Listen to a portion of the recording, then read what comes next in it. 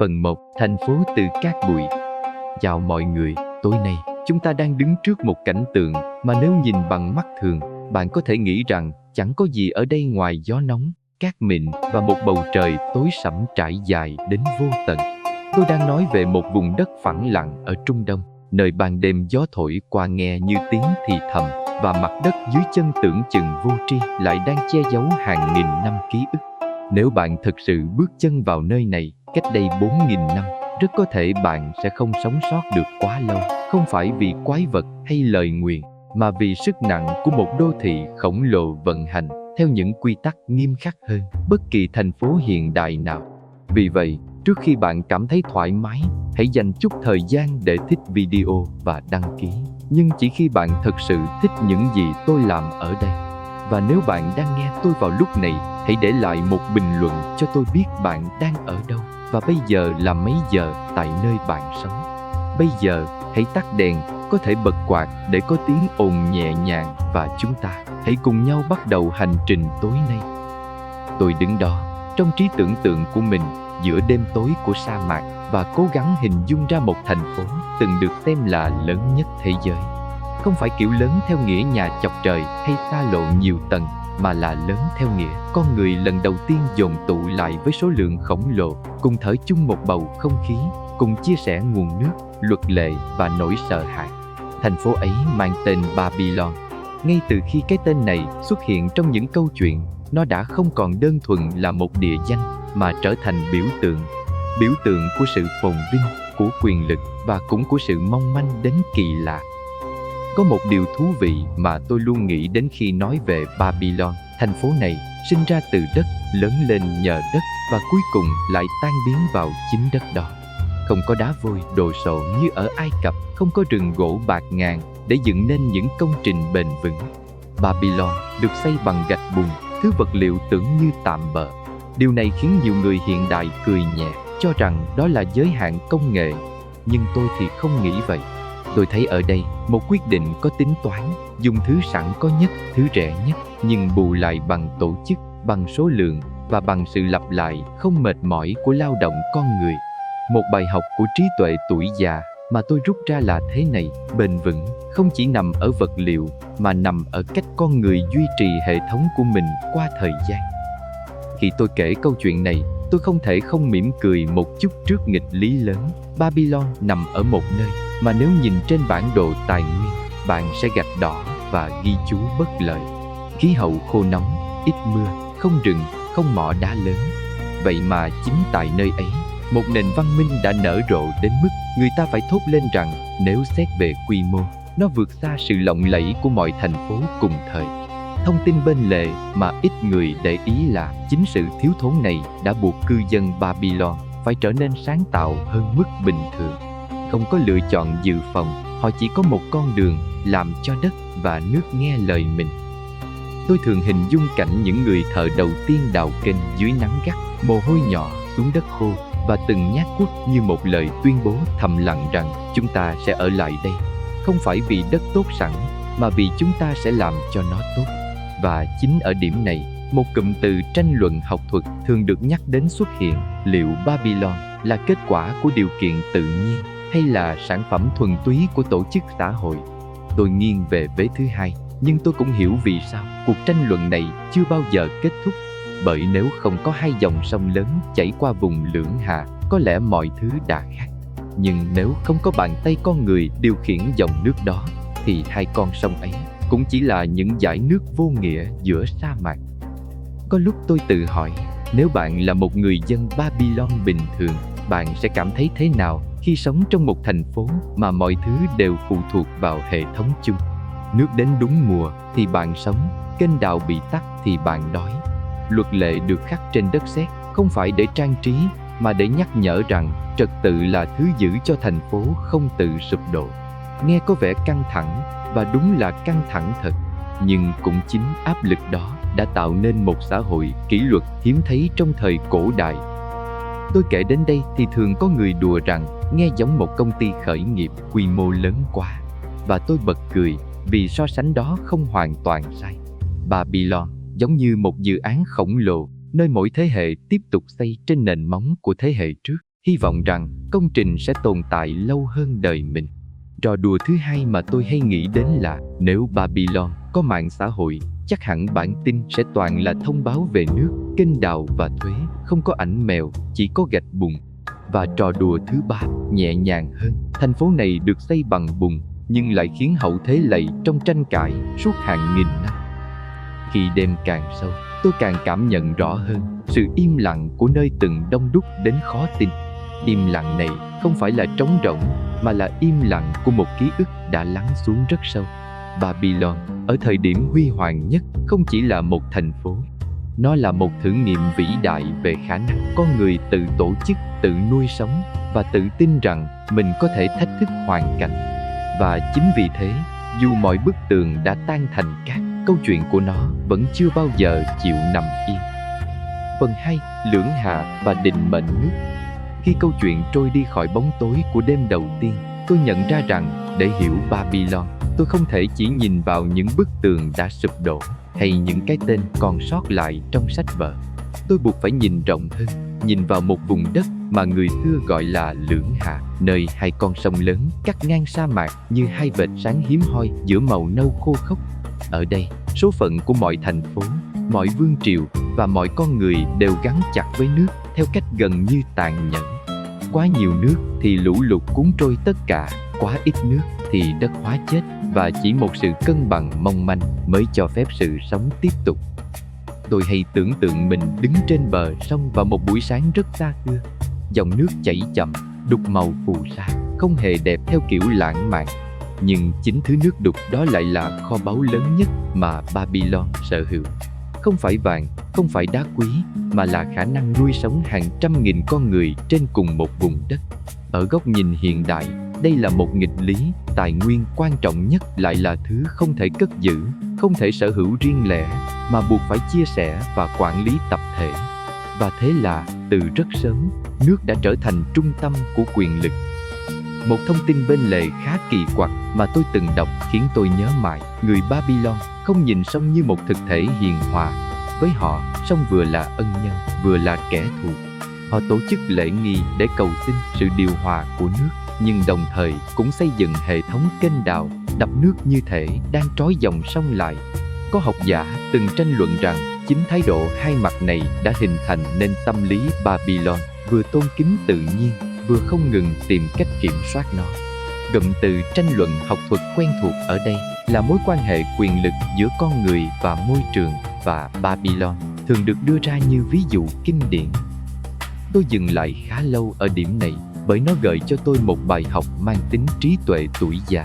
Con người, dù ở thời đại nào, cũng luôn tin rằng mình đang kiểm soát được hoàn cảnh. Nhưng thực ra, thứ chúng ta làm chỉ là thương lượng liên tục với tự nhiên, và mỗi thỏa thuận đều có hạn sử dụng. Với Babylon, thỏa thuận đó mang tên thủy lợi. Những kênh đào kéo dài như mạch máu, dẫn nước từ sông vào ruộng, từ ruộng về kho lương, và từ kho lương vào bụng người dân. Chỉ cần một mắt xích trục trặc, cả cơ thể đô thị sẽ suy yếu. Nếu bạn nghĩ rằng đây chỉ là câu chuyện kỹ thuật khô khan, thì tôi xin nói thẳng, không hề. Nước ở Babylon là chính trị. Ai kiểm soát kênh đào, người đó kiểm soát lương thực. Ai kiểm soát lương thực, người đó kiểm soát lòng trung thành. Nghe quen không? Tôi từng đùa rằng nếu thời đó có các buổi họp hội đồng thành phố, chắc hẳn 90% thời gian sẽ xoay quanh câu hỏi nước năm nay sẽ được phân bổ thế nào. Và trò đùa thứ hai mang màu sắc hiện đại hơn. Người Babylon không có khủng hoảng năng lượng, nhưng họ có khủng hoảng mực nước.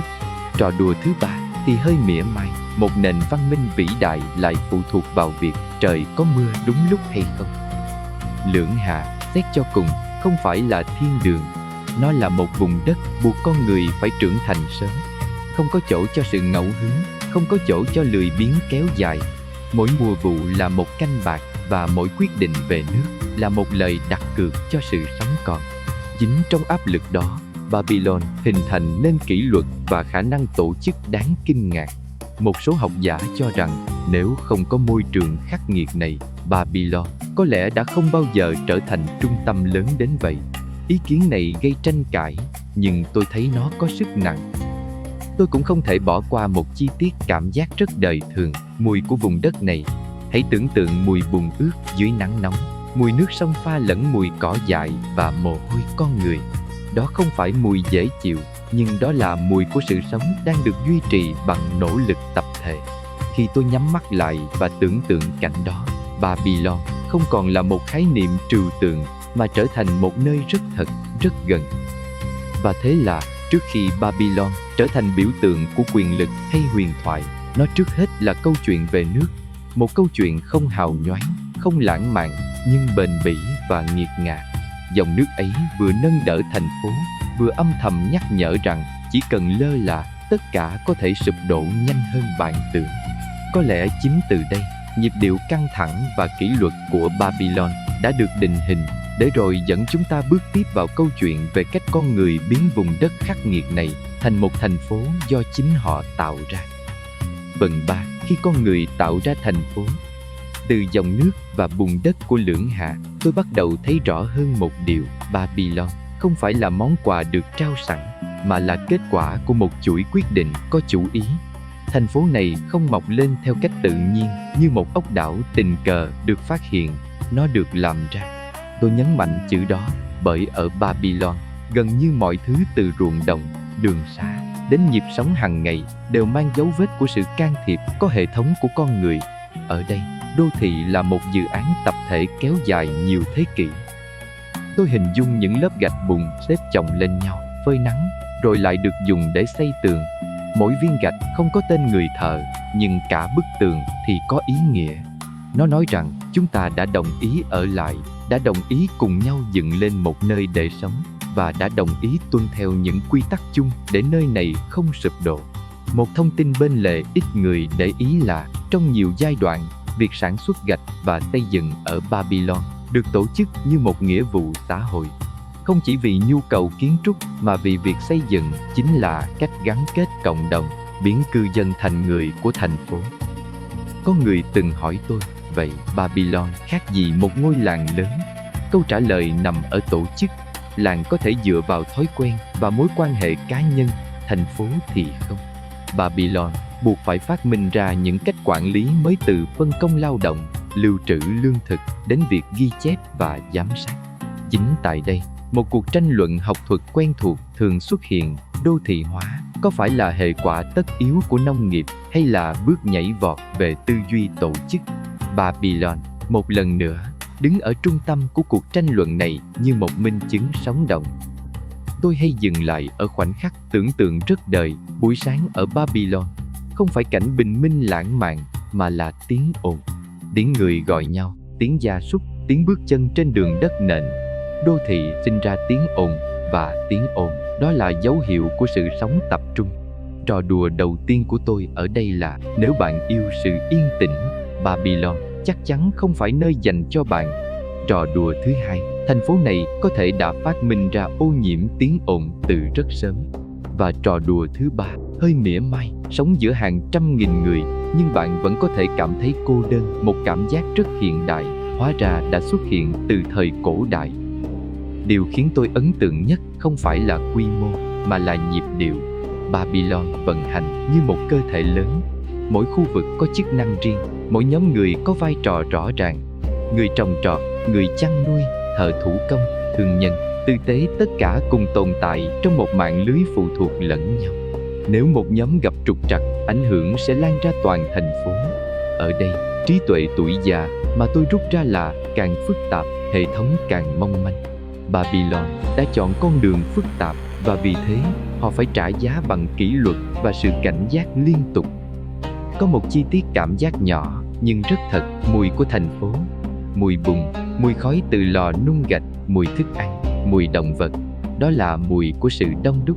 Khi tôi tưởng tượng cảnh đó, tôi hiểu rằng Babylon không chỉ là biểu tượng trừu tượng, nó là nơi con người sống, làm việc, tranh cãi và mơ mộng. Và chính trong không gian chật chội đó, ý thức về chúng ta bắt đầu mạnh hơn ý thức về tôi. Một số học giả cho rằng Babylon là minh chứng sớm cho ý tưởng rằng con người có thể tự tạo ra môi trường sống của mình, thay vì chỉ thích nghi thụ động. Quan điểm này không phải không gây tranh cãi. Có người phản biện rằng sự can thiệp quá sâu của con người vào tự nhiên cuối cùng sẽ dẫn đến suy thoái. Tôi không đứng hẳn về phía nào, nhưng khi nhìn vào Babylon, tôi thấy rõ một điều, sự vĩ đại của nó không đến từ sự hào phóng của thiên nhiên, mà từ sự kiên trì của con người. Và thế là, từ bùn đất và nước, Babylon dần dần định hình như một đô thị đúng nghĩa, một nơi mà con người không chỉ sống sót, mà còn bắt đầu suy nghĩ về luật lệ, trật tự và tương lai. Chính nền tảng đó sẽ mở đường cho những công trình thủy lợi vĩ đại hơn, những hệ thống phức tạp hơn và cả những tham vọng lớn hơn. Khi câu chuyện tiếp tục trôi, tôi cảm thấy rõ rằng thành phố này, dù được tạo ra bởi bàn tay con người, vẫn luôn đứng trước ranh giới mong manh giữa trật tự và hỗn loạn. Phần 4. Thủy lợi và phép màu phù sa. Khi Babylon đã hiện ra như một cơ thể sống được con người tạo dựng, tôi không thể tránh khỏi việc quay lại với mạch máu của cơ thể đó, nước. Nhưng lần này không còn là câu chuyện về sự phụ thuộc thụ động, mà là về một phép màu mang tính kỹ thuật thủy lợi. Tôi thường nghĩ, nếu có một khoảnh khắc nào đó đánh dấu việc con người ở Babylon thực sự vượt ngưỡng, thì đó chính là lúc họ quyết định không chờ nước đến, mà chủ động dẫn nước đi theo ý mình. Nghe có vẻ đơn giản, nhưng trong bối cảnh cổ đại, đây là một quyết định táo bạo đến mức liều lĩnh. Tôi hình dung cảnh những kênh đào kéo dài, uốn lượn như những đường chỉ tay trên lòng đất, không phải kênh đào thẳng tắp hoàn hảo, mà là những đường cong thích nghi với địa hình, với dòng chảy và với kinh nghiệm tích lũy qua nhiều thế hệ. Một thông tin bên lề khá thú vị là hệ thống này không được xây xong một lần rồi bỏ đó. Nó liên tục được sửa chữa, mở rộng và điều chỉnh.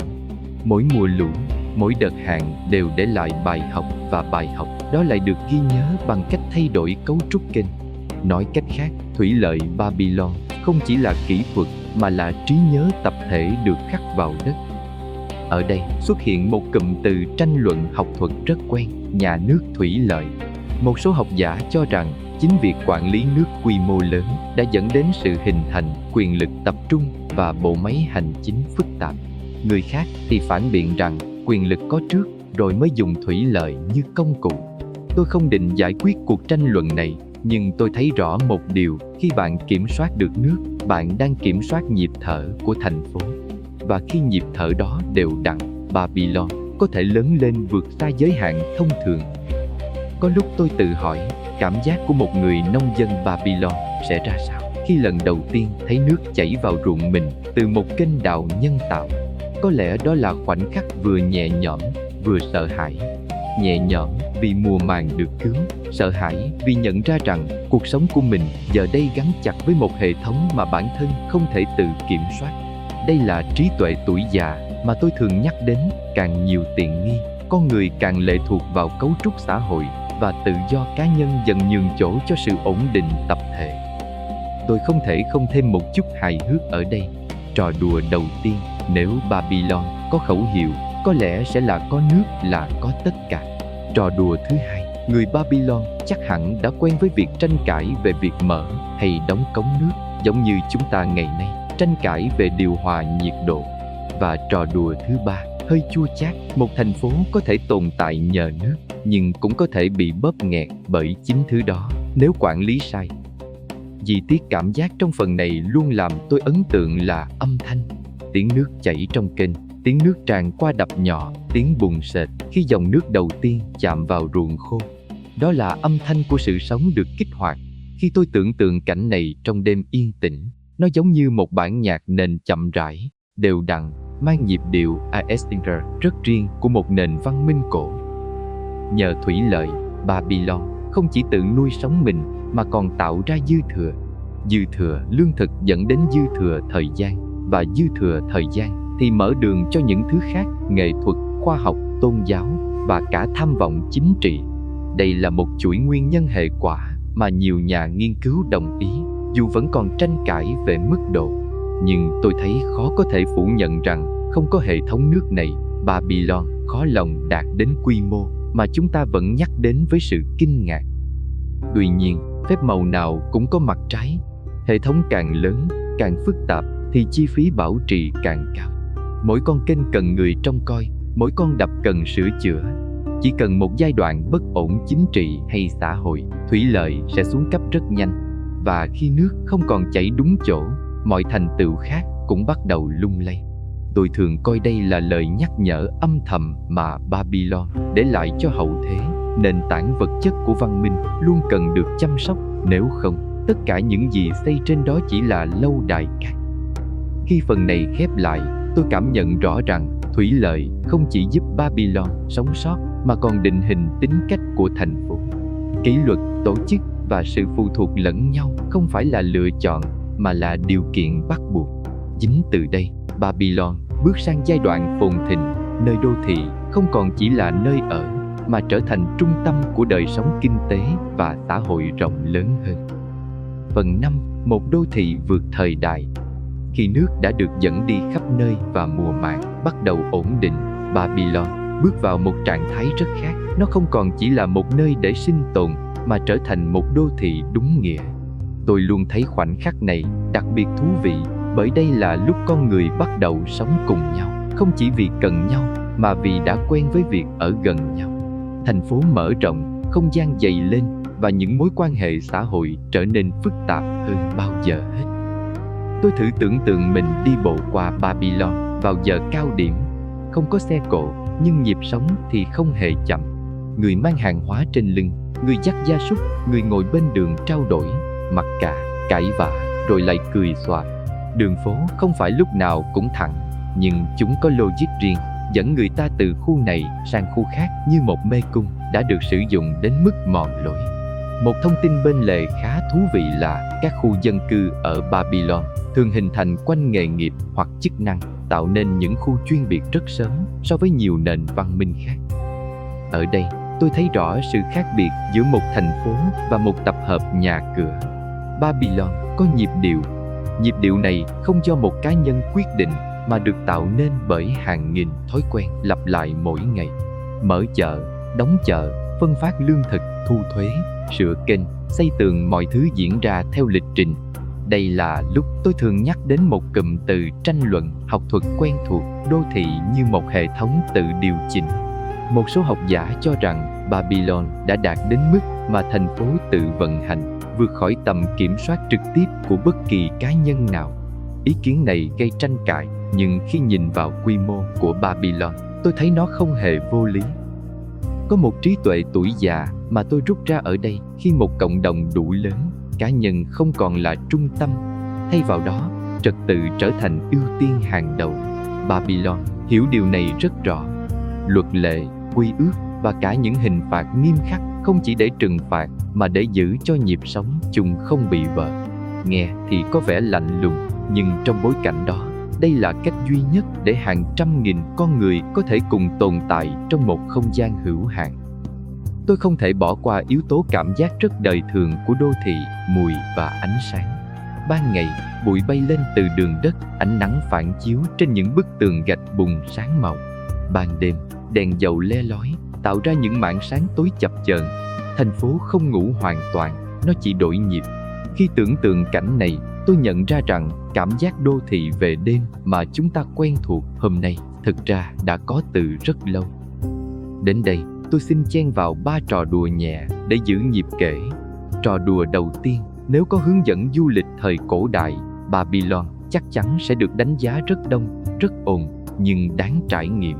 Trò đùa thứ hai: người Babylon có lẽ đã phát minh ra khái niệm kẹt đường theo phiên bản đi bộ. Và trò đùa thứ ba: sống ở Babylon, bạn khó mà giữ được bí mật lâu vì tin đồn lan nhanh hơn cả nước trong kênh đào. Điều làm tôi ấn tượng là cách Babylon thu hút và giữ chân con người. Dư thừa lương thực cho phép xuất hiện tầng lớp không trực tiếp sản xuất: thợ thủ công, thương nhân, tư tế, người ghi chép. Thành phố trở thành nơi cơ hội tập trung, và điều này tạo ra một lực hút mạnh mẽ. Nhưng lực hút nào cũng có mặt trái. Càng đông người, nguy cơ xung đột càng cao. Vì thế, Babylon phải liên tục điều chỉnh luật lệ và cơ chế quản lý để giữ cân bằng mong manh này. Có học giả từng đặt câu hỏi: liệu Babylon có quá lớn so với thời đại của nó? Câu hỏi này vẫn còn được tranh luận. Nhưng tôi thấy rõ một điều: chính việc dám trở nên quá lớn đã khiến Babylon trở thành biểu tượng. Nó không chỉ đại diện cho thành công mà còn cho rủi ro của đô thị hóa sớm. Một thành phố có thể nâng con người lên, nhưng cũng có thể nghiền nát họ. nếu hệ thống trục trặc. Khi tôi kết thúc phần này trong suy nghĩ, Babylon hiện ra không còn như một khối kiến trúc hay một cái tên trong sách, mà như một sinh vật sống ồn ào, phức tạp, đôi khi khó chịu, nhưng đầy sức sống. Và chính trong sự đông đúc đó, nền tảng cho quyền lực, tôn giáo và tri thức của Babylon đã được chuẩn bị, chờ đợi bước sang những chương sâu hơn của câu chuyện. Phần 6. Thần linh, đền đài và quyền lực. Khi thành phố đã đông đúc và nhịp sống trở nên dày đặc, một điều gần như tất yếu xảy ra. Babylon bắt đầu ngước nhìn lên cao, không chỉ là nhìn lên những bức tường hay cung điện, mà là nhìn lên thần linh. Tôi luôn cảm thấy ở Babylon, tôn giáo không nằm ở rìa đời sống, mà ở ngay trung tâm, như một trục xoay vô hình, giữ cho mọi thứ không văng ra ngoài.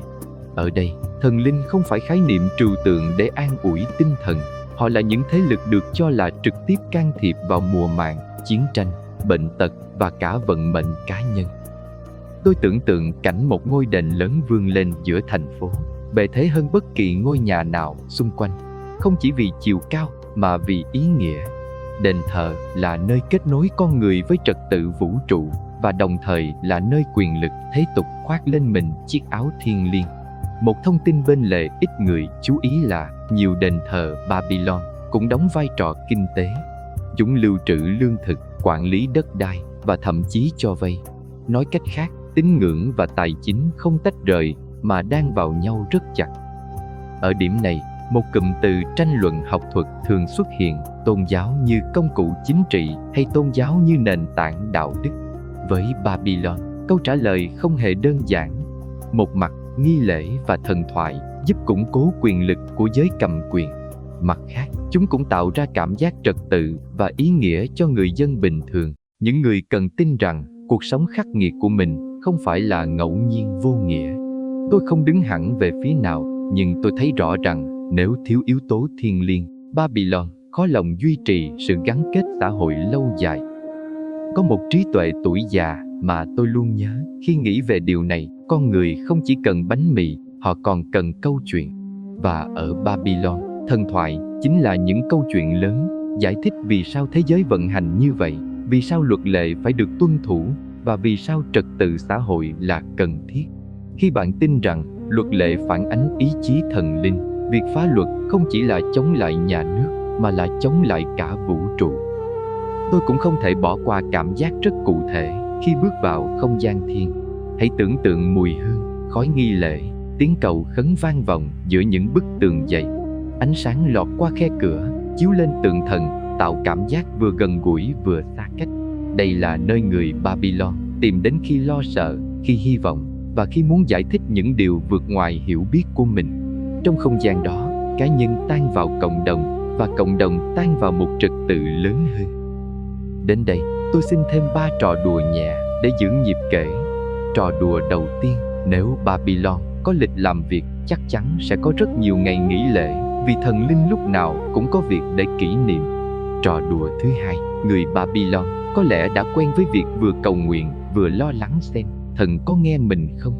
Và trò đùa thứ ba hơi mỉa mai: khi mọi thứ đều do thần quyết định, con người vừa được an ủi, vừa có một lý do hoàn hảo để đổ lỗi.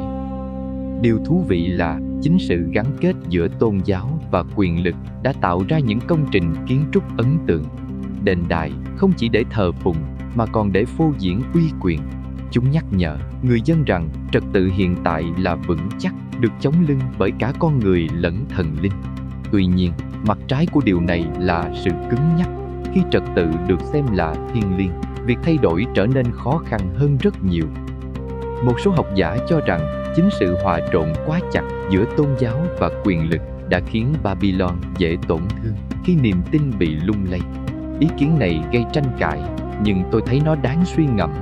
Bởi khi một hệ thống dựa nhiều vào niềm tin chung, chỉ cần niềm tin đó suy yếu, toàn bộ cấu trúc có thể bắt đầu rạn nứt từ bên trong.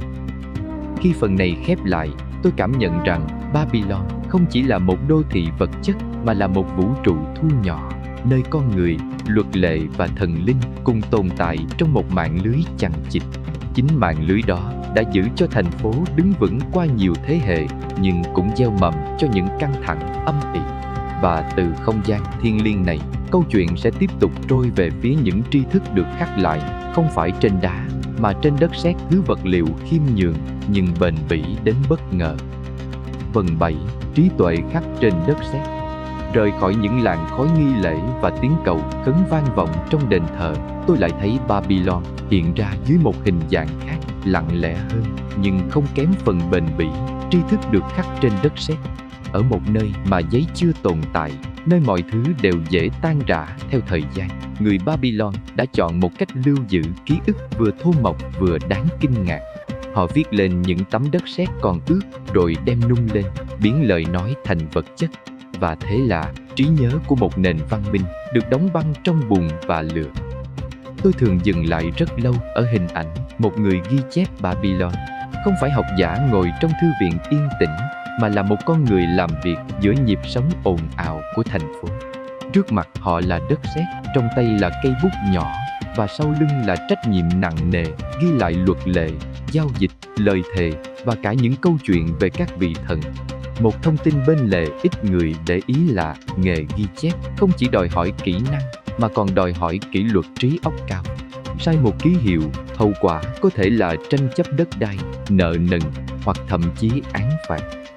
Ở đây, tôi lại gặp một cụm từ tranh luận học thuật quen thuộc, chữ viết ra đời để phục vụ quyền lực hay để phục vụ tri thức. Babylon thường được dùng làm ví dụ cho cả hai vế.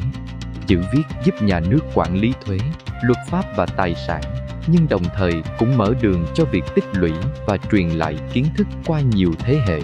Tôi thấy thú vị ở chỗ, dù mục đích ban đầu là gì, hệ quả cuối cùng vẫn vượt xa dự định của những người đầu tiên cầm bút. Có một trí tuệ tuổi già mà tôi rút ra từ những tấm đất sét này, ký ức tập thể mạnh hơn ký ức cá nhân. Một người có thể quên, một thế hệ có thể biến mất, nhưng khi ký ức được vật chất hóa, nó có cơ hội sống lâu hơn rất nhiều. Babylon hiểu điều đó theo cách rất thực dụng. Họ không viết để làm đẹp, họ viết để nhớ, và để buộc những người đến sau phải nhớ cùng mình. Khi tôi tưởng tượng cảnh các kho lưu trữ đất sét, tôi không thấy sự lãng mạn mà thấy sự nặng nề. Hàng nghìn tấm bảng xếp chồng, mỗi tấm mang theo một phần trật tự xã hội. Đây là bộ não ngoài cơ thể của Babylon, và cũng giống như bộ não, nó cần được bảo vệ, phân loại và diễn giải. Một thành phố càng lớn, bộ não này càng phình to, và cùng với đó là nhu cầu về những con người chuyên sống bằng việc đọc và hiểu những ký hiệu nhỏ bé kia. Đến đây, tôi xin thêm 3 trò đùa nhẹ để giữ nhịp kể. Trò đùa đầu tiên, nếu người Babylon làm mất bản đất sét ghi nợ, chắc hẳn họ sẽ ước gì mình chưa bao giờ phát minh ra chữ viết. Trò đùa thứ hai, thư viện Babylon có lẽ là nơi đọc rất nặng tay, vì mỗi cuốn sách đều là một cục đất. Và trò đùa thứ ba, hơi hiện đại, sao lưu dữ liệu bằng cách nung thêm vài bản nữa. Chi tiết cảm giác trong phần này là âm thanh rất khẽ, tiếng que khắc lướt trên đất sét ướt, không sắc bén như dao, mà trầm và đều. Âm thanh đó nghe như sự kiên nhẫn được kéo dài. Khi đất sét khô lại, ký hiệu trở nên cố định và lời nói biến thành thứ khó xóa bỏ. Đây là khoảnh khắc mà lời hứa, hợp đồng và luật lệ trở nên thật theo nghĩa vật chất. Chính nhờ những tấm đất sét này, chúng ta ngày nay mới có thể lần ngược về Babylon. Không phải qua lời đồn, mà qua những con số, những ghi chép về nhật thực, về mùa màng, về nợ nần và tranh chấp. Một số học giả cho rằng chính sự tỉ mỉ này đã giúp Babylon đạt được bước tiến lớn trong khoa học và quản lý. Ý kiến này không phải không gây tranh cãi, nhưng tôi thấy khó có thể phủ nhận vai trò của chữ viết trong việc biến một đô thị lớn thành một hệ thống có trí nhớ. Khi phần này khép lại, tôi cảm nhận rõ rằng Babylon đã tìm ra cách chống lại sự lãng quên kẻ thù lớn nhất của mọi nền văn minh. Đất sét, thứ vật liệu tưởng như mong manh, lại trở thành nơi trú ẩn của tri thức. Và từ những ký hiệu nhỏ bé ấy, con đường sẽ dẫn chúng ta lên cao hơn nữa, lên bầu trời đêm, nơi người Babylon không chỉ ghi chép mặt đất mà còn bắt đầu ghi chép cả chuyển động của các vì sao. Phần 8. Toán học và bầu trời đêm. Từ những tấm đất sét đặt yên trong kho, tôi ngước mắt lên bầu trời đêm của Babylon. Ở đây, bóng tối không phải là khoảng trống, mà là một bản đồ khổng lồ đang chuyển động chậm rãi. Khi thành phố lắng xuống sau một ngày ồn ào, những người Babylon tinh ý lại bắt đầu công việc khác, quan sát các vì sao. Không phải để mơ mộng lãng mạn, mà để đo lường, dự đoán và ghi chép. Với họ, bầu trời là một phần mở rộng của trật tự trên mặt đất. Tôi thường hình dung một người quan sát đứng trên cao, nơi không bị ánh đèn dầu quấy nhiễu. Trước mặt họ là các chòm sao quen thuộc, phía sau là thành phố đang ngủ. Một thông tin bên lề khá thú vị là người Babylon không nhìn các vì sao như những điểm sáng vô nghĩa. Họ gán cho chúng tên, tính cách và mối liên hệ với thần linh. Nhưng điều đáng nói hơn là họ kiên nhẫn theo dõi chuyển động của chúng qua nhiều thế hệ, đủ lâu để nhận ra quy luật. Chính sự kiên nhẫn đó đã biến quan sát thành khoa học sơ khai. Ở đây, tôi gặp một cụm từ tranh luận học thuật quen thuộc, thiên văn học hay chiêm tinh học. Với Babylon, hai khái niệm này chưa tách rời. Việc đo đạc bầu trời vừa nhằm hiểu quy luật tự nhiên, vừa nhằm giải đoán ý chí của thần linh. Một số học giả hiện đại coi đây là hạn chế, nhưng tôi thì nhìn thấy một giai đoạn chuyển tiếp. Trước khi khoa học trở nên thuần lý, nó thường bắt đầu bằng niềm tin, rồi dần dần được tinh lọc qua quan sát và ghi chép. Trí tuệ tuổi già mà tôi rút ra ở đây là con người học được nhiều nhất khi họ chịu quan sát đủ lâu. Người Babylon đã làm điều đó. Họ ghi lại nhật thực, nguyệt thực, chu kỳ của các hành tinh và dần dần xây dựng một hệ thống dự đoán đáng tin cậy. Những ghi chép này không chỉ phục vụ nghi lễ mà còn giúp quản lý lịch, mùa vụ và cả đời sống kinh tế. Thời gian, từ một khái niệm mơ hồ trở thành thứ có thể chia nhỏ và kiểm soát. Tôi không thể không dừng lại ở hệ cơ số 60, một di sản kỳ lạ nhưng quen thuộc. Chia giờ thành 60 phút, phút thành 60 giây, vòng tròn thành 360 độ, tất cả đều bắt nguồn từ đây. Một thông tin bên lề khiến tôi bật cười là 60 là con số dễ chia đến mức khó tin, và người Babylon đã tận dụng triệt để ưu điểm đó. Trò đùa đầu tiên của tôi, mỗi lần nhìn đồng hồ, bạn đang vô tình tri ân Babylon. Trò đùa thứ hai, nếu người Babylon biết rằng cách chia thời gian của họ sẽ khiến hậu thế luôn cảm thấy thiếu giờ, chắc hẳn họ sẽ mỉm cười. Và trò đùa thứ ba, hơi mỉa mai, chúng ta chạy đua với thời gian bằng một hệ thống được thiết kế từ 4.000 năm trước. Chi tiết cảm giác trong phần này là sự tĩnh lặng, không gian đêm yên ắng, chỉ có tiếng gió nhẹ và hơi thở của người quan sát. Ánh sao phản chiếu trên đất sét ước khi họ khắc ký hiệu, biến bầu trời thành những dấu vết nhỏ bé nhưng bền bỉ. Trong khoảnh khắc đó, tôi thấy rõ một điều, Babylon không chỉ nhìn lên bầu trời để tìm câu trả lời, mà còn để tìm sự chắc chắn trong một thế giới đầy biến động. Một số học giả cho rằng thiên văn học Babylon đã đặt nền móng cho tư duy khoa học phương Tây sau này. Ý kiến này được nhiều người ủng hộ, nhưng cũng có tranh cãi về mức độ ảnh hưởng trực tiếp. Tôi không muốn phán quyết, nhưng khi nhìn vào sự chính xác của các ghi chép cổ, tôi thấy khó có thể coi đó chỉ là mê tín. Đó là kết quả của lao động trí óc dài hạn, được hỗ trợ bởi một hệ thống ghi chép và truyền thừa ổn định. Khi phần này khép lại, tôi cảm nhận rằng bầu trời đêm của Babylon không hề xa cách. Nó gắn chặt với ruộng đồng, với kênh đào, với nhịp sống dưới mặt đất. Thời gian được đo không phải để chạy trốn nó, mà để hòa nhịp cùng nó. Và chính từ việc hiểu thời gian và bầu trời, Babylon chuẩn bị bước vào giai đoạn mà luật lệ và quyền lực sẽ được định hình rõ ràng hơn, một giai đoạn mà trật tự không chỉ được cầu xin từ thần linh mà còn được khắc sâu vào đời sống xã hội. Phần 9. Hammurabi và luật lệ. Khi thời gian đã được đo đếm và bầu trời đã được ghi chép, Babylon tiến thêm một bước rất quan trọng. Họ bắt đầu đóng khung trật tự xã hội bằng luật lệ. Tôi luôn cảm thấy đây là khoảnh khắc thành phố thực sự trưởng thành, không còn chỉ dựa vào tập quán hay lời phán của thần linh trong từng tình huống cụ thể. Babylon chọn cách viết ra những quy tắc chung đủ rõ ràng để ai cũng biết mình đang đứng ở đâu trong hệ thống này. Tôi hình dung một buổi công bố luật giữa không gian công cộng, không phải cảnh hùng tráng như trong phim, mà là sự nghiêm túc nặng nề. Luật được đọc lên, được khắc trên đất sét và được đặt ở nơi mọi người có thể nhìn thấy. Một thông tin bên lề mà tôi thấy rất đáng chú ý là luật Babylon không chỉ nhắm vào tội ác lớn. Nó đi sâu vào những chi tiết rất đời thường, từ vay nợ, mua bán, hôn nhân, đến trách nhiệm nghề nghiệp. Chính sự chi ly này khiến luật không còn là khái niệm trừu tượng, mà trở thành thứ can thiệp trực tiếp vào cuộc sống hàng ngày. Ở đây, cái tên Hammurabi thường được nhắc đến như biểu tượng. Tôi không nhìn ông như một nhân vật huyền thoại đứng ngoài xã hội, mà như người đã hiểu rất rõ một vấn đề: một đô thị lớn không thể tồn tại lâu nếu mỗi tranh chấp đều phải giải quyết bằng cảm tính hoặc bạo lực. Luật, dù nghiêm khắc, vẫn là cách tiết kiệm năng lượng xã hội nhất.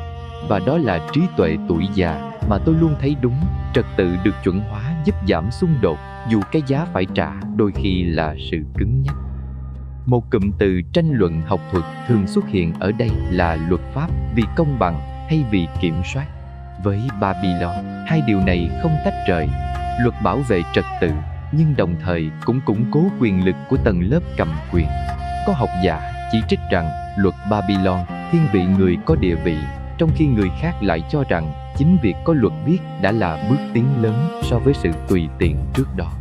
Tôi nghe cả hai phía và thấy rằng có lẽ Babylon chấp nhận sự không hoàn hảo để đổi lấy tính ổn định. Tôi không thể không để ý đến cảm giác rất cụ thể mà luật mang lại, cảm giác bị quan sát. Khi luật được khắc ra, nó không cần phải luôn hiện diện bằng con người. Bản thân văn bản đã đủ sức răn đe. Người Babylon sống với ý thức rằng hành động của mình có hậu quả đã được định sẵn. Trò đùa đầu tiên của tôi ở đây là Babylon có lẽ là nơi đọc kỹ điều khoản xuất hiện rất sớm. Trò đùa thứ hai, nếu bạn làm nghề xây dựng ở Babylon, chắc hẳn bạn sẽ rất sợ làm sai kỹ thuật. Và trò đùa thứ ba, hơi mỉa mai, luật càng rõ, excuse càng ít. Chi tiết cảm giác trong phần này là sự lạnh lẽo của văn bản. Đất sét đã nung cứng, ký hiệu không thể xóa. Không có chỗ cho việc nói lại cho rõ khi tranh chấp xảy ra. Điều này tạo ra một môi trường mà lời nói cá nhân kém quan trọng hơn chữ viết. Tôi thấy ở đây sự chuyển dịch tinh tế, quyền lực từ con người sang hệ thống.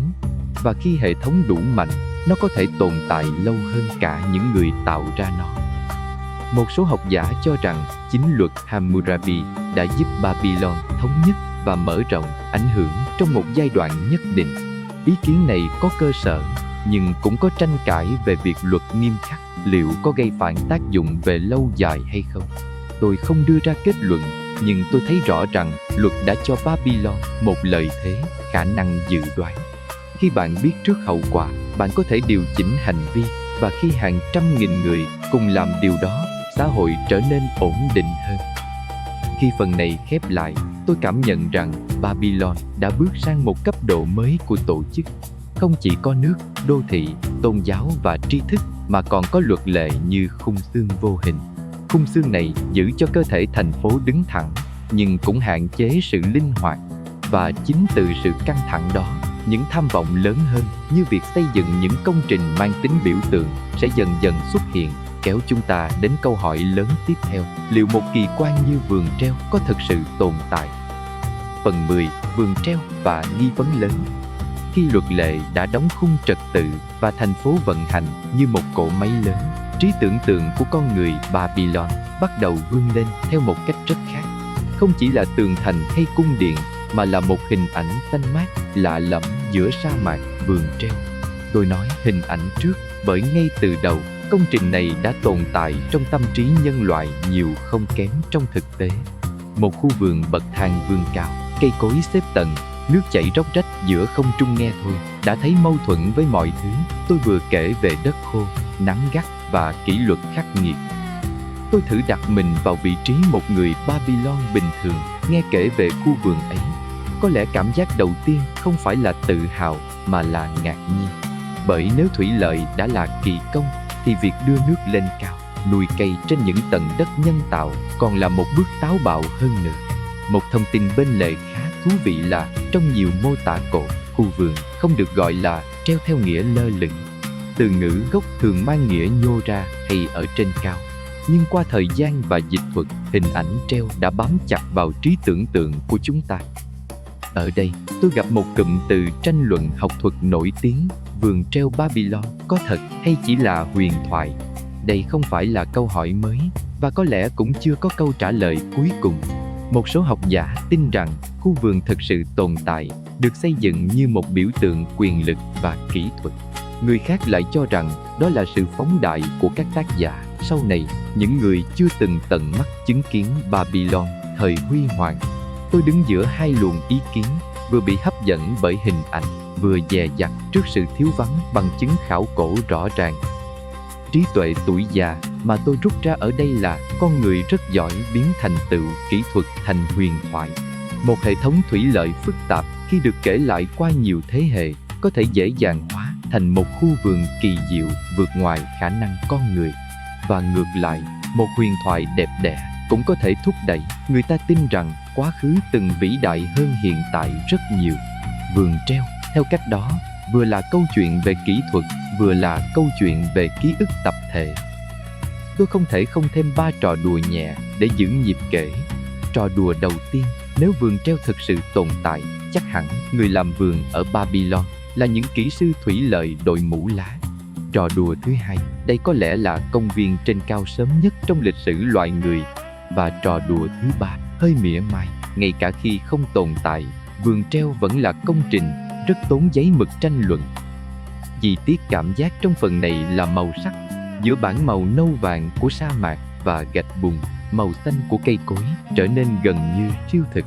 Hãy tưởng tượng bạn đứng trên một con đường bụi bặm, ngước lên và thấy những tầng cây đổ bóng mát từ trên cao xuống. Dù chỉ là trong trí tưởng tượng, hình ảnh đó cũng đủ mạnh để khiến người ta nhớ mãi. Và chính sức mạnh hình ảnh ấy đã giúp vườn treo sống sót qua hàng nghìn năm, bất chấp sự im lặng của đất đai. Một số học giả còn đưa ra giả thuyết rằng khu vườn, nếu có thể không nằm ở đúng nơi mà chúng ta vẫn gọi là Babylon. Ý kiến này gây tranh cãi dữ dội bởi nó thách thức một biểu tượng quen thuộc. Nhưng tôi thấy đây là lời nhắc nhở cần thiết. Lịch sử không phải lúc nào cũng trùng khớp với những gì chúng ta muốn tin. Và đôi khi, điều hấp dẫn nhất của quá khứ không nằm ở câu trả lời mà ở chính những khoảng trống chưa được lấp đầy.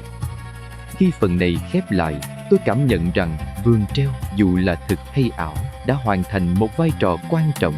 Nó đại diện cho khát vọng vượt lên hoàn cảnh, cho mong muốn mang sự sống xanh mát vào nơi khắc nghiệt nhất. Và từ khát vọng đó, câu chuyện sẽ tiếp tục trôi về những giả thuyết đối đầu nhau, nơi mỗi bằng chứng nhỏ đều được soi xét và mỗi khoảng trống lại mở ra thêm nhiều câu hỏi. Phần 11. Những giả thuyết đối đầu nhau. Khi hình ảnh vườn treo đã được đặt lên bàn cân giữa thực và ảo, tôi buộc phải bước vào vùng đất của những giả thuyết đối đầu nhau. Đây là nơi câu chuyện Babylon trở nên giống một phòng điều tra hơn là một bản anh hùng ca. Không còn những khối đá rõ ràng để đo đạc, không còn những bức tường nguyên vẹn để chỉ tay vào. Chỉ còn lại văn bản rời rạc, suy luận và rất nhiều câu hỏi chưa có lời đáp. Và chính trong sự thiếu chắc chắn này, trí tò mò của con người lại được kích thích mạnh mẽ nhất.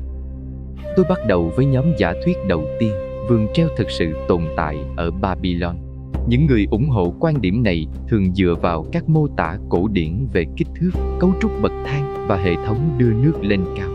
Họ lập luận rằng một xã hội đã làm chủ thủy lợi quy mô lớn hoàn toàn, có khả năng tạo ra một công trình xanh mát trên cao nếu có đủ động lực chính trị và biểu tượng. Một thông tin bên lề khá thú vị là nhiều mô tả nhấn mạnh vào kỹ thuật đưa nước lên cao bằng cơ chế liên tục, cho thấy người xưa không hề xem đây là điều kỳ diệu siêu nhiên, mà là thành tựu kỹ thuật đáng tự hào. Nhưng rồi tôi quay sang nhóm giả thuyết thứ hai và câu chuyện bắt đầu rẽ hướng. Theo quan điểm này, vườn treo có thể đã tồn tại, nhưng không ở Babylon như chúng ta vẫn tưởng.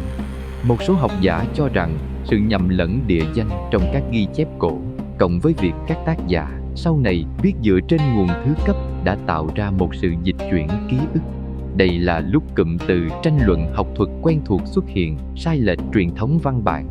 Nói đơn giản, ký ức lịch sử không phải lúc nào cũng đứng yên, nó trôi, biến dạng và đôi khi gắn nhầm vào những cái tên nổi tiếng hơn. Tôi dừng lại khá lâu ở giả thuyết thứ ba, có lẽ cũng gây tranh cãi nhất, vườn treo chỉ là huyền thoại. Theo cách nhìn này, khu vườn là sản phẩm của trí tưởng tượng tập thể, được tạo ra từ sự kết hợp giữa những công trình có thật, sự phóng đại văn chương và niềm yêu thích của con người đối với những câu chuyện kỳ vĩ. Trí tuệ tuổi già mà tôi rút ra ở đây là con người thường nhớ những gì gây ấn tượng mạnh hơn những gì chính xác. Một khu vườn xanh giữa sa mạc chắc chắn đáng nhớ hơn một hệ thống kênh đào phức tạp, dù hệ thống ấy mới là nền tảng thực sự của văn minh. Tôi không thể không thêm 3 trò đùa nhẹ để giữ nhịp kể. Trò đùa đầu tiên, nếu vườn treo là huyền thoại thì nó có lẽ là dự án chưa bao giờ bị đội vốn vì chưa từng xây. Trò đùa thứ hai, các học giả tranh cãi về vườn treo lâu đến mức bản thân cuộc tranh cãi cũng trở thành một di sản. Và trò đùa thứ ba, hơi mỉa mai, đôi khi việc không tìm thấy bằng chứng lại chính là bằng chứng cho sức mạnh của trí tưởng tượng con người. Chi tiết cảm giác trong phần này là sự căng thẳng trí óc, không phải tiếng nước hay mùi đất, mà là cảm giác đứng trước những mảnh ghép không khớp hoàn toàn. Tôi tưởng tượng các nhà nghiên cứu cúi xuống bản đồ, văn bản và tàn tích, cố gắng nối những đường đứt đoạn. Mỗi giả thuyết là một cách sắp xếp khác nhau của cùng một bộ dữ liệu, và không cách nào có thể chứng minh tuyệt đối rằng mình đúng. Một điểm mà tôi thấy rất quan trọng là thái độ của chính các học giả. Phần lớn họ đều thận trọng, tránh khẳng định chắc chắn. Điều này có thể khiến người ngoài cảm thấy khó chịu, ai cũng muốn một câu trả lời rõ ràng. Nhưng chính sự dè dặt đó lại là dấu hiệu của tư duy khoa học trưởng thành. Babylon, theo cách kỳ lạ nào đó, tiếp tục dạy chúng ta một bài học. Đôi khi, câu hỏi quan trọng hơn câu trả lời. Có ý kiến cho rằng, việc vườn treo không để lại dấu vết rõ ràng có thể là do vật liệu xây dựng. Nếu phần lớn cấu trúc được làm từ gạch bùn và đất, thời gian và thiên nhiên hoàn toàn có thể xóa sạch chúng. Ý kiến này hợp lý, nhưng cũng không đủ để chấm dứt tranh cãi. Bởi nếu đó là một kỳ quan thực sự, liệu nó có thể biến mất mà không để lại dấu vết nào không? Câu hỏi này vẫn lơ lửng, giống như chính khu vườn trong trí tưởng tượng. Khi tôi kết thúc phần này, tôi nhận ra rằng vườn treo đã hoàn thành một vai trò rất đặc biệt trong lịch sử. Nó buộc chúng ta phải đối mặt với giới hạn của kiến thức, với sự mong manh của ký ức và với cách con người kể lại quá khứ. Dù tồn tại hay không, nó vẫn là chiếc gương phản chiếu khát vọng, niềm tin và cả sự hoài nghi của chúng ta. Và từ đây, câu chuyện sẽ chuyển hướng, rời khỏi những tranh luận trên giấy để quay lại với thực tế vật chất hơn, những bức tường, những thành trì và nghịch lý của một thành phố tưởng như bất khả xâm phạm. Phần 12, thành trì bất khả xâm phạm. Khi tôi rời khỏi những tranh luận dày đặc chữ nghĩa về vườn treo, câu chuyện Babylon kéo tôi trở lại với thứ rất cụ thể và nặng nề, tường thành. Nếu khu vườn là biểu tượng của khát vọng xanh giữa sa mạc, thì tường thành là biểu tượng của nỗi sợ và sự phòng bị thường trực. Babylon không chỉ lớn, nó tự xem mình là bất khả xâm phạm. Và để nuôi dưỡng niềm tin đó, người ta đã dựng nên những bức tường mà ngay cả thời gian cũng phải dè chừng, ít nhất là trong trí nhớ của con người. Tôi tưởng tượng mình đứng trước một đoạn tường thành Babylon khi nó còn nguyên vẹn. Không phải cảm giác choáng ngợp kiểu chiêm ngưỡng nghệ thuật, mà là cảm giác bị áp đảo. Tường dày, cao, kéo dài đến mức mắt không thấy điểm kết thúc. Một thông tin bên lề ít người để ý là nhiều ghi chép cổ không thống nhất về kích thước chính xác của tường thành. Có nguồn mô tả rất phóng đại, có nguồn dè dặt hơn. Và chính sự không thống nhất này đã mở ra một cụm từ tranh luận học thuật quen thuộc, mức độ phóng đại trong ghi chép cổ đại. Nhưng dù phóng đại hay không, tất cả đều đồng ý rằng Babylon được bảo vệ cực kỳ nghiêm ngặt. Trí tuệ tuổi già mà tôi rút ra ở đây là cảm giác an toàn, đôi khi quan trọng không kém an toàn thực sự. Tường thành không chỉ ngăn kẻ thù mà còn củng cố tâm lý người dân. Khi bạn tin rằng thành phố mình không thể bị đánh bại, bạn sẽ sống và hành động khác đi. Babylon đã xây dựng không chỉ một cấu trúc phòng thủ, mà còn một niềm tin tập thể rằng họ đang ở trung tâm của thế giới trật tự. Tôi thường tự hỏi cảm giác của một người lính canh trên tường thành sẽ ra sao. Ban ngày, họ nhìn xuống cánh đồng và kênh đào. Ban đêm, họ nhìn ra bóng tối mênh mông. Đó là ranh giới giữa trật tự và hỗn loạn, giữa chúng ta và bên ngoài. Chi tiết cảm giác ở đây là gió. Gió thổi trên cao, mang theo cát và cái lạnh đêm sa mạc, nhắc nhở rằng dù tường có dày đến đâu, thiên nhiên vẫn luôn hiện diện. Đến đây, tôi xin thêm 3 trò đùa nhẹ để giữ nhịp kể.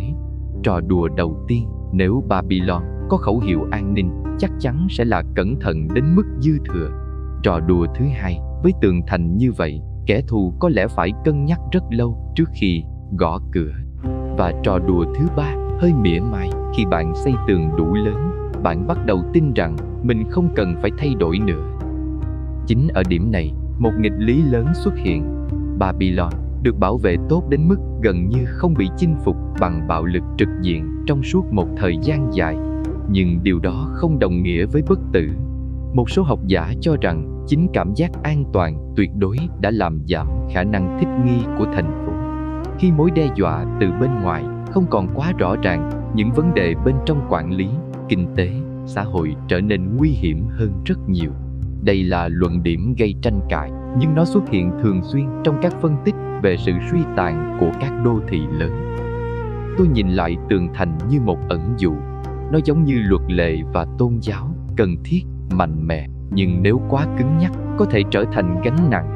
Babylon đã đầu tư rất nhiều vào việc phòng thủ vật chất, nhưng phòng thủ tinh thần và khả năng thay đổi thì sao? Câu hỏi này không có câu trả lời đơn giản, nhưng nó lơ lửng trên câu chuyện như một đám mây mỏng. Khi phần này khép lại, tôi cảm nhận rằng Babylon đã đạt đến đỉnh cao của cảm giác bất khả xâm phạm. Thành phố đứng đó, bao bọc bởi tường dày, luật lệ chặt chẽ và niềm tin sâu sắc vào trật tự của mình.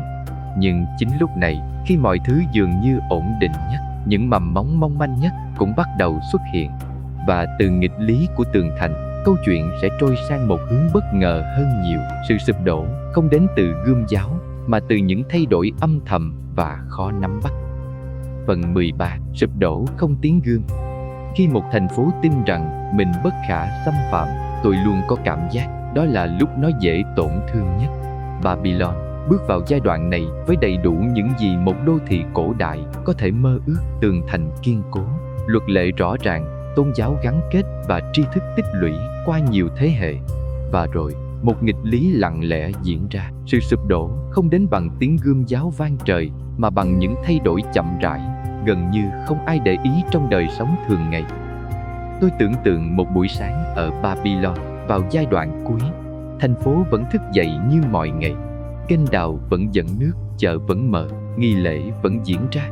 Không có dấu hiệu rõ ràng của thảm họa. Một thông tin bên lề ít người để ý là nhiều thành phố cổ không chết trong một khoảnh khắc kịch tính, mà suy yếu dần, giống như cơ thể già nua mất sức đề kháng. Babylon dường như cũng đi theo con đường đó.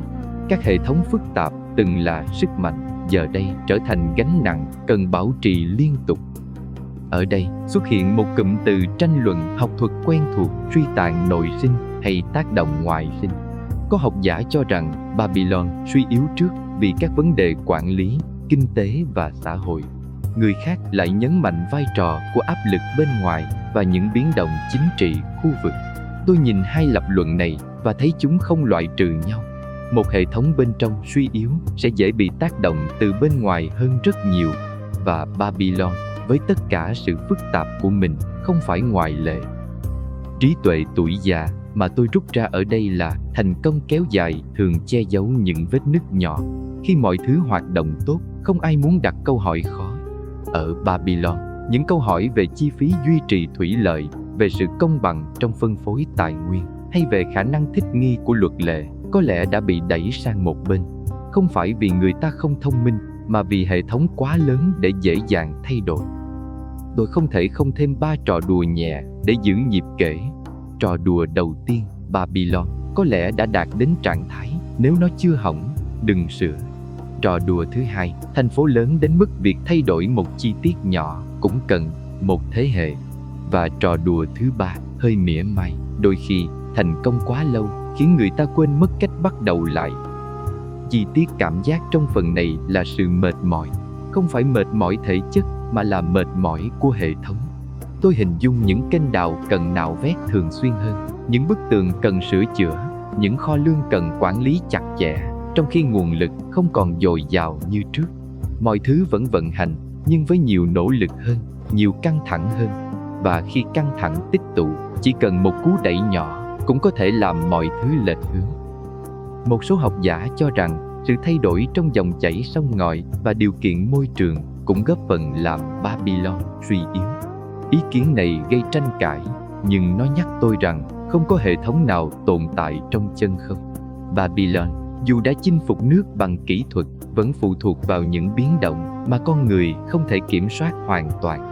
Khi thỏa thuận ngầm giữa con người và thiên nhiên bắt đầu rạn nứt, mọi thứ trở nên mong manh hơn rất nhiều. Khi phần này khép lại, tôi cảm nhận rằng sự sụp đổ của Babylon không phải là một bi kịch ồn ào, mà là một quá trình lặng lẽ. Thành phố không ngã quỵ trong một đêm, mà trượt dần ra khỏi vị trí trung tâm của thế giới. Và chính trong sự lặng lẽ đó, một câu chuyện khác chuẩn bị mở ra câu chuyện về những tàn tích, những cuộc khai quật và cách hậu thế cố gắng ghép lại hình ảnh của một đế chế đã biến mất. Phần 14. Tàn tích và phục dựng. Khi Babylon trượt khỏi trung tâm của thế giới cổ đại, nó không biến mất ngay lập tức khỏi ký ức con người. Thay vào đó, thành phố bắt đầu một cuộc đời khác, yên lặng hơn, nhưng không kém phần phức tạp, cuộc đời của tàn tích. Tôi luôn thấy giai đoạn này vừa buồn vừa kỳ lạ, bởi khi con người rời đi, đất bắt đầu nói. Gạch bùn sụp xuống, gió và cát phủ lên những con đường từng đông đúc, và Babylon dần dần trở thành một gò đất lớn, không còn là đô thị mà là câu đố. Tôi tưởng tượng một người lữ hành đi ngang qua vùng đất này nhiều thế kỷ sau. Họ có thể không biết mình đang bước trên nền của một thành phố từng chứa hàng trăm nghìn con người. Chỉ thấy những gợn đất bất thường, vài mảnh gạch vỡ và sự im lặng kéo dài. Một thông tin bên lề ít người để ý là trong thời gian rất dài, Babylon tồn tại trong trí tưởng tượng phương Tây nhiều hơn trong thực địa.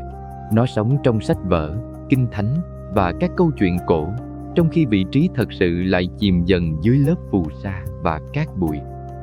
Ở đây xuất hiện một cụm từ tranh luận học thuật quen thuộc, tái dựng quá khứ dựa trên văn bản hay dựa trên khảo cổ.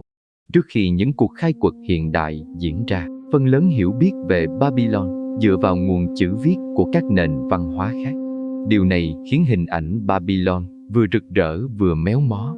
Chỉ khi những nhát guốc đầu tiên chạm vào đất, quá khứ mới bắt đầu phản kháng lại các câu chuyện đã được kể quá lâu. Trí tuệ tuổi già mà tôi rút ra ở đây là quá khứ không tự kể câu chuyện của mình. Nó cần được lắng nghe đúng cách. Các nhà khảo cổ khi làm việc tại Babylon không tìm kiếm sự hoành tráng ngay lập tức. Họ kiên nhẫn bóc từng lớp đất, ghi chép từng chi tiết nhỏ và chấp nhận rằng mỗi phát hiện mới có thể làm sụp đổ một giả định cũ. Công việc này chậm, đôi khi gây thất vọng, nhưng chính sự chậm rãi đó mới phù hợp với nhịp điệu của lịch sử. Tôi hình dung cảm giác khi một cấu trúc lớn dần lộ ra từ dưới đất, không phải khoảnh khắc chiến thắng, mà là sự dè dặt. Bởi mỗi bức tường được phát hiện đều đặt ra câu hỏi mới. Nó thuộc giai đoạn nào, phục vụ mục đích gì, và vì sao lại bị chôn vùi? Chi tiết cảm giác trong phần này là sự khô nóng của đất, mùi bụi cổ xưa, và sự im lặng bị phá vỡ bởi tiếng dụng cụ chạm nhẹ vào gạch nung. Đến đây, tôi xin thêm 3 trò đùa nhẹ để giữ nhịp kể. Trò đùa đầu tiên, Babylon có lẽ là thành phố ngủ quên lâu nhất trong lịch sử. Trò đùa thứ hai, việc khai quật nơi này giống như đọc một cuốn sách mà hơn nửa số trang đã bị dính vào nhau. Và trò đùa thứ ba, hơi mỉa mai, mỗi phát hiện mới lại tạo thêm việc cho các nhà nghiên cứu tranh luận. Một số học giả cho rằng những nỗ lực phục dựng hiện đại, dù xuất phát từ mong muốn bảo tồn, cũng mang theo rủi ro, bóp méo quá khứ. Quan điểm này gây tranh cãi, nhưng tôi thấy nó đáng suy ngẫm. Khi chúng ta xây lại những gì đã mất, ranh giới giữa bảo tồn và tái tưởng tượng trở nên mong manh. Babylon, trong quá trình được đánh thức, vừa được hiểu rõ hơn, vừa đối mặt với nguy cơ bị kể lại theo nhu cầu của hiện tại. Khi phần này khép lại, tôi cảm nhận rằng Babylon, dù chỉ còn là tàn tích, vẫn chưa bao giờ thực sự im lặng. Mỗi lớp đất được bốc lên là một câu hỏi, mỗi mảnh gạch là một lời nhắc rằng quá khứ không hề hoàn chỉnh hay dễ hiểu. Và chính từ những mảnh ghép rời rạc đó, câu chuyện của Babylon tiếp tục chảy, không còn như một đế chế sống động, mà như một ký ức cần được đối xử cẩn trọng trước khi chúng ta bước vào đoạn cuối cùng của hành trình này. Phần 15. Dấu ấn còn lại trong đêm. Khi tôi bước đến đoạn cuối của hành trình này, Babylon không còn hiện ra như một thành phố cụ thể với tường thành, kênh đào hay đền thờ nữa. Nó trở thành một dấu ấn mờ, lơ lửng giữa ký ức và hiện tại. Tôi thường nghĩ có những nơi không tồn tại để chúng ta ghé thăm, mà tồn tại để chúng ta suy ngẫm. Babylon là một nơi như vậy. Nó giống một giấc mơ cũ, không còn sắc nét, nhưng đủ rõ để khiến ta tỉnh dậy với cảm giác bâng khuâng. Tôi hình dung mình đứng trên vùng đất từng là trung tâm của thế giới cổ đại vào một buổi chiều rất yên. Không còn tiếng chợ, không còn nghi lễ, chỉ có gió thổi qua những gò đất thấp. Chi tiết cảm giác ở đây là sự trống trải dịu dàng, không đáng sợ, không bi thương quá mức, mà giống như một lời nhắc rằng mọi thứ, dù huy hoàng đến đâu, cũng sẽ lắng xuống. Một thông tin bên lề mà tôi thấy thú vị là nhiều du khách khi đến đây nói rằng họ cảm thấy khó diễn tả cảm xúc không phải thất vọng, mà là một dạng tĩnh lặng rất sâu. Ở điểm này, tôi lại gặp một cụm từ tranh luận học thuật quen thuộc: di sản là vật chất hay là ký ức? Với Babylon, có lẽ câu trả lời là cả hai, nhưng ký ức mới là thứ sống lâu hơn. Vật chất có thể sụp đổ, bị chôn vùi hoặc bị tái dựng theo cách khác. Nhưng câu chuyện về một thành phố từng cố gắng kiểm soát nước, thời gian, luật lệ và cả thiên nhiên thì vẫn tiếp tục được kể, được tranh luận và được tái diễn dài. Trí tuệ tuổi già mà tôi muốn giữ lại ở đoạn này rất giản dị, văn minh không biến mất, nó chỉ chuyển hình dạng. Những gì Babylon để lại, cách tổ chức xã hội, cách ghi chép, cách đo thời gian đã len lỏi vào đời sống hiện đại đến mức chúng ta không còn nhận ra nguồn gốc của chúng. Mỗi lần nhìn đồng hồ, mỗi lần tin vào sức mạnh của luật lệ, mỗi lần dựa vào hệ thống để cuộc sống vận hành trơn tru hơn, chúng ta đang đi trên những con đường mà Babylon từng mở ra. Tôi xin thêm 3 trò đùa nhẹ cuối cùng như một cái khẽ cười trước khi ngủ. Trò đùa đầu tiên, Babylon đã đóng cửa từ lâu, nhưng vẫn còn rất nhiều khách ghé thăm trong trí tưởng tượng. Trò đùa thứ hai, đây có lẽ là thành phố hiếm hoi mà càng ít thứ còn lại, người ta càng nói về nó nhiều hơn. Và trò đùa thứ ba, hơi mỉa mai, Babylon không cần quảng bá du lịch, chỉ cần thời gian là đủ. Khi câu chuyện chậm lại, tôi cảm nhận rõ nhịp thở của nó dịu dần, không còn cao trào, không còn tranh cãi gay gắt. Chỉ còn một hình ảnh mờ dần, một thành phố bằng bùn đất được xây nên bằng trí tuệ và tham vọng, rồi tan vào cát bụi, để lại phía sau một câu hỏi rất người: chúng ta sẽ được nhớ đến như thế nào khi mọi thứ vật chất không còn? Kết thúc, Babylon khi nhìn từ xa không còn là một điểm trên bản đồ hay một chuỗi mốc thời gian khô khan. Nó giống như một nhịp đập cũ của lịch sử, vẫn vang lên rất khẽ trong đời sống hiện đại. Tôi muốn bạn giữ lại cảm giác này, không phải sự choáng ngợp mà là sự lắng xuống. Một thành phố từng lớn nhất thế giới, từng kiểm soát nước, thời gian và trật tự xã hội, cuối cùng vẫn phải nhường chỗ cho gió và cát. Nhưng sự biến mất đó không phải là kết thúc. Những gì Babylon để lại không nằm trọn trong tàn tích, mà nằm trong cách con người tổ chức cuộc sống của mình. Từ luật lệ được viết ra để giảm xung đột, đến việc đo thời gian để hòa nhịp với tự nhiên. Từ khát vọng xây dựng kỳ quan đến nỗi sợ bị bao vây bởi hỗn loạn, tất cả đều là những chủ đề mà chúng ta vẫn đang sống cùng mỗi ngày. Babylon, theo cách này, chưa bao giờ thật sự chết. Khi bạn nhắm mắt lại, hãy tưởng tượng ánh đèn dầu dần tắt, tiếng nước trong kênh đào nhỏ đi và thành phố chìm vào đêm. Không có tiếng sụp đổ ầm ĩ, chỉ có sự im lặng kéo dài. Im lặng đó không đáng sợ.